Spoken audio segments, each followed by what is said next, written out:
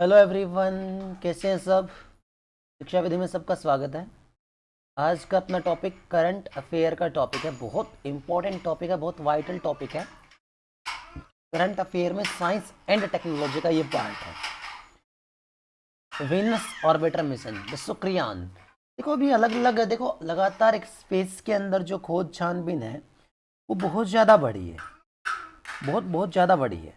ठीक है, तो उसमें क्या हो रहा है कि हर कोई स्पेस के अंदर अपने आप को एक्सप्लोर करने की कोशिश कर रहा है।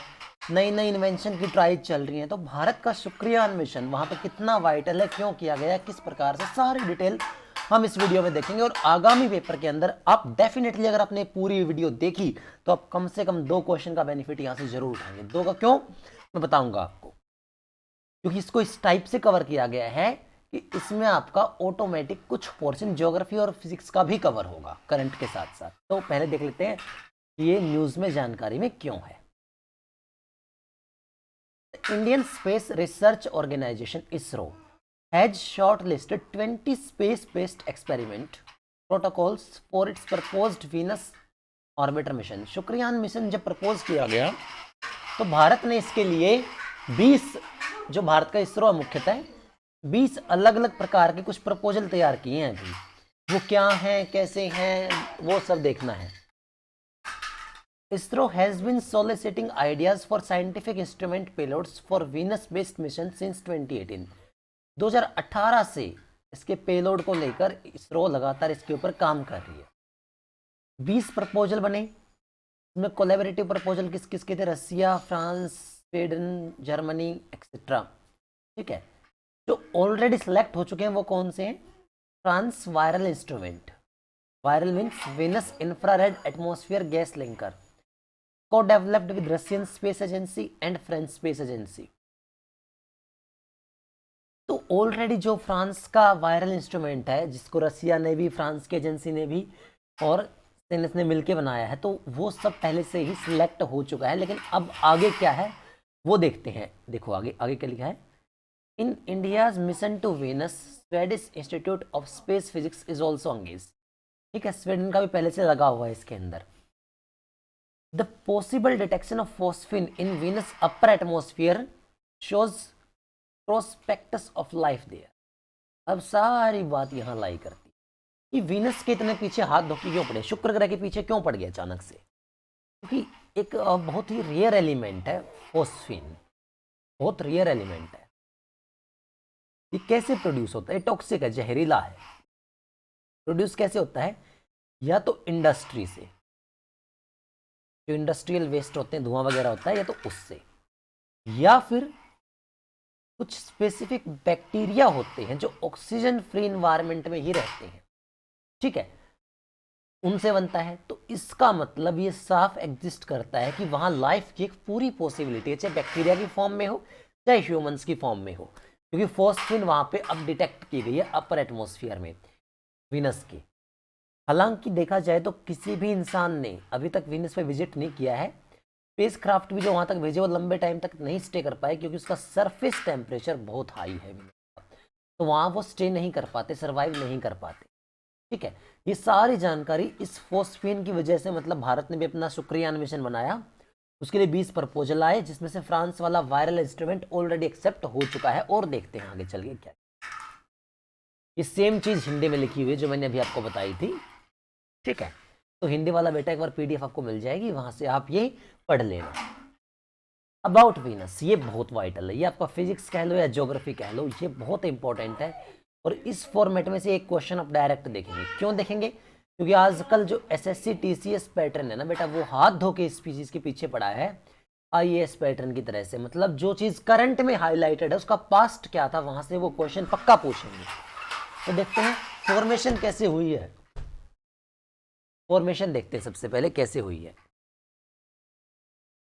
ठीक है, it is believed that Earth and Venus, both planets, share a common origin out of condensing nebulosity। Gravity जो होती है, मतलब अराउंड 4.5 बिलियन ईयर एगो। उम्मीद करता हूँ आपको ये ध्यान होगा अच्छे से। जो बिग बैंग थ्योरी पढ़ते हैं उसके अकॉर्डिंग जो अर्थ की एज है वो भी लगभग 4.5 बिलियन ईयर एगो ही मानी जाती है। ठीक है, 4.5 बिलियन वर्ष पहले। तो शुक्र ग्रह की जो उत्पत्ति है वो भी लगभग इतने ही टाइम पुरानी है, ठीक है। और एक संघनित निहार्यमिता, मतलब जो गुरुत्वाकर्षण के माध्यम से घूर्णन कर रही गैसें और धूलकण है, मतलब जैसे इसमें एटमॉस्फेयर मेनली क्या है, गैसेज और डस्ट पार्टिकल ही है, और ग्रेविटी की वजह से जो वो एक जगह कंडेंस हो जाते हैं, संघनित हो जाते हैं, तो उससे फॉर्मेशन होती है। तो अर्थ और वीनस लगभग दोनों का ओरिजिन कॉमन है। देखो कितनी सिमिलर चीज है और एक ही टाइम पे। और क्या सिमिलरिटी है अर्थ को लेके वीनस में? The radius of Venus is 6052, density is 5254 kg per meter cube, gravity is 8.9 metre per second square. देखो ये कितना सिमिलर है। जो पृथ्वी की त्रिज्या है वो 6378 किलोमीटर है, और जो शुक्र ग्रह की त्रिज्या है वो लगभग 6052 किलोमीटर है, मतलब ऑलमोस्ट इक्वल। डेंसिटी इनकी 5250, अर्थ की 5520, ऑलमोस्ट इक्वल। ग्रेविटी अर्थ पे 9.8 मीटर पर सेकंड स्क्वायर, मतलब अर्थ की नियर बाई 10 कह सकता हूँ इसको, इसकी नियर बाई 9। बहुत ज्यादा सिमिलर है अर्थ को लेके ये कंपोजिशन, पृथ्वी की जैसा। अच्छा देखो, जो वीनस का भी सेंट्रल कोर है, अगर आपको अर्थ की कंपोजिशन याद हो ज्योग्राफी से, तो हमारे ऊपर क्रस्ट, फिर मेंटल, फिर कोर, ये पैटर्न चलता है। तो देखो वहां पे central core, Rocky mental and solid crust, बिल्कुल सेम अर्थ की तरह। ऊपर सॉलिड क्रस्ट है, उसके नीचे जो चट्टानों से बना हुआ मेंटल का इलाका, और उसके नीचे मुख्य जो सेंट्रल केंद्रीय कोर होती है, क्रोड कहते हैं जिसको हम। वो even Venus is similar to Earth in shape size, लेकिन एक डिफरेंस कहां अराइज होता है? वीनस के भी सेंटर में जो आयरन कोर है, अर्थ के भी सेंटर में आयरन कोर है, पिंगलीवी धातुएं और लोहा है, लेकिन जो अर्थ का सेंटर के अंदर कोर है, पिंगलीवी धातुएं जब घूमती हैं तो मैग्नेटिक फील्ड बहुत स्ट्रांग बनाती है पृथ्वी का, लेकिन वीनस का जो मैग्नेटिक फील्ड है वो बहुत वीक है। ये एक डिफरेंस अराइज होता है, और उसका कारण क्या है? जो वीनस घूमता है ना, रोटेशन करता है अपने एक्सिस पे, वो बहुत ज़्यादा स्लो, बहुत ज़्यादा स्लो। कितना भी आप चल के पढ़ेंगे, जैसे अर्थ के दिन के हिसाब से देखो तो लगभग 200 प्लस दिन हो जाते हैं। मतलब जो भारत अर्थ के ऊपर 24 घंटे में अर्थ कर लेता है, वही काम वहाँ अर्थ के हिसाब से 200 प्लस दिन में होता है। तो वो इतना ज़्यादा स्लो है कि मैग्नेटिक फील्ड बहुत वीक बनता है। बाकी वही भी सेम है। देखो जरा और क्या सिमिलरिटी है दोनों में। वीनस हैज माउंटेन्स, शुक्र ग्रह के ऊपर पर्वत हैं, वैलीज घाटी हैं, 10,000 ऑफ वोल्केनोज, क्या बात है, 10,000 ज्वालामुखी वहां पे हैं। हाईएस्ट माउंटेन का नाम क्या है? Maxwell mountains. ये देखो कमाल की बात है, लगभग ये 20,000 फीट ऊंचा है, 8.8 किलोमीटर, जो कि अर्थ का जो हाईएस्ट पीक है माउंट एवरेस्ट, बिल्कुल उसके क्लोज है। कितनी कमाल की बात है ना। उच्चतम पर्वत का नाम, ये अपने आप में एक क्वेश्चन है भाई। शुक्र ग्रह का उच्चतम पर्वत कौन है? मैक्सवेल। 20,000 फीट की ऊंचाई है, 8.8 किलोमीटर, जो बिल्कुल बराबर है किसके? माउंट एवरेस्ट के। इसीलिए इसी कारण से आप डायरेक्ट ये पॉइंट पढ़ते हैं, आपने सिर्फ एक ही पॉइंट रटा हुआ ज्योग्राफी के अंदर कि ट्विन सिस्टर है, भागिनी है, लेकिन क्यों है उसका कारण उम्मीद करता हूं आपको आज समझ में आया होगा। इसीलिए जो वेनस है, शुक्र ग्रह, उसको ट्विन सिस्टर, जुड़वा ग्रह कहा जाता है पृथ्वी का, क्योंकि mass, shape, size, bulk density, gravity, composition सब कुछ तो बराबर हो गया। एटमॉस्फेयर चेक करते हैं। अर्थ के एटमॉस्फेयर को आप जानते हैं, सबसे पहले अपनी अपनी लेयर बनी है यहाँ पे ना, यहाँ तो काफी लेयर के अंदर बटा हुआ एक लगभग 600 किलोमीटर तक का है, ठीक है। वहां देखते हैं। Venus atmosphere consists mainly of carbon dioxide with cloud of sulfuric acid droplet that trap sun's heat, resulting surface temperature higher than 880 degree in Fahrenheit और 470 डिग्री इन सेल्सियस। कमाल की चीज, ये आपको ध्यान रखना है। जो शुक्र ग्रह है उसका वातावरण मुख्यतः कार्बन डाइऑक्साइड से बना है। किससे बना है? कार्बन डाइऑक्साइड से। और यहाँ पे सल्फ्यूरिक अम्ल जो है ना, H2SO4, इसकी ड्रॉपलेट से बादल बने हुए हैं। अभी कार्बन डाइऑक्साइड भी आप जानते हैं हीट को ट्रैप करने वाली गैस है, और सल्फ्यूरिक अम्ल के जो बादल होते हैं, ड्रॉपलेट बूंदे होगी, वो भी उसी प्रकार की होगी। तो सूर्य के जो तापमान है ये उसको बिल्कुल एक तरफ से मतलब वहां रोक देते हैं, ट्रैप कर देते हैं, इसलिए सरफेस टेम्परेचर बहुत हाई है। ऑल्सो एक और डिफरेंस कहाँ राइज होता है? Venus is 30% closer to sun as compare to Earth. ये भी आप जानते हैं कि जो शुक्र ग्रह है वो दूसरे नंबर का प्लेनेट है, अर्थ तीसरे नंबर का प्लेनेट है। तो दूसरे नंबर का प्लेनेट होने की वजह से, दूसरे नंबर का प्लेनेट होने की वजह से उसका जो ये पूरा सोलर फ्लक्स है, मतलब सूर्य का तापमान है, वो ज़्यादा आता है इसके पास। साफ साफ बात, ऑब्वियसली बात है, ज़्यादा ही आएगा क्योंकि नज़दीक ज़्यादा हो गया, डिस्टेंस कम होगी। और Venus is the brightest planet of the solar system, सबसे चमकीला ग्रह है।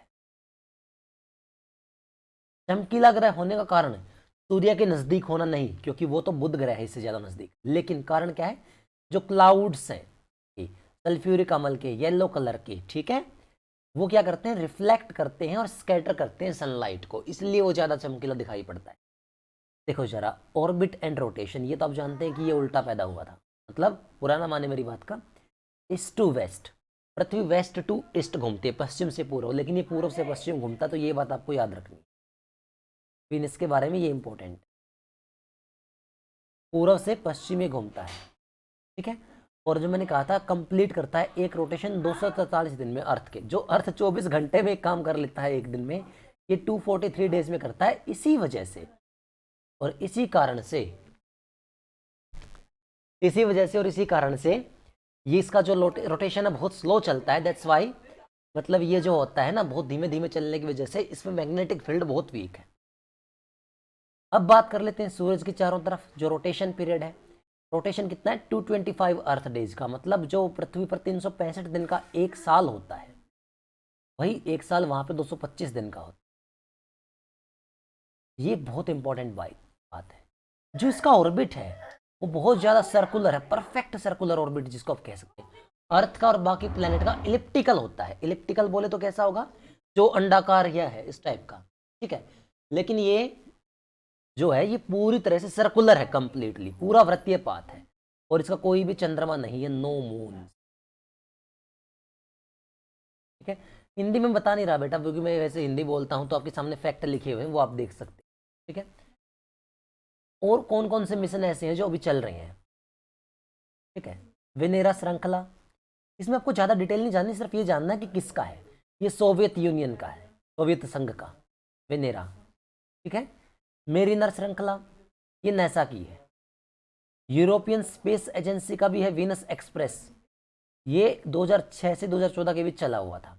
जापान का भी है, 2015 में एंटर कर चुका है, ठीक है। अकात्सुकी, क्या बात है, जापान वाले का नाम है अकात्सुकी। नासा का एक और मिशन स्पेशली मैगलन मिशन, ये पहले चला था और इसने 1990 से 1994 के बीच रडार मैप का इस्तेमाल करते हुए पूरी सरफेस की नॉलेज ली थी, किसकी, वीनस ग्रह की। तभी तो आप इतना जान पाए आज इसके बारे में कि रेडियस कितनी है, इसकी डेंसिटी कितनी है, क्रस्ट है, मेंटल है, तो ये सारी स्टडी, टेम्परेचर कितना है, एटमॉस्फेयर कैसा है, ये नासा का जो मैगलन मिशन था उसने स्टडी की थी 1990 से 94 के बीच। तो बेटा ये बहुत इंपॉर्टेंट फैक्ट है साहब, और उम्मीद करता हूँ समझ में आया होगा आपको। आगे देखते हैं शुक्रयान मिशन, अब जो भारत ने लॉन्च किया है वो क्या है।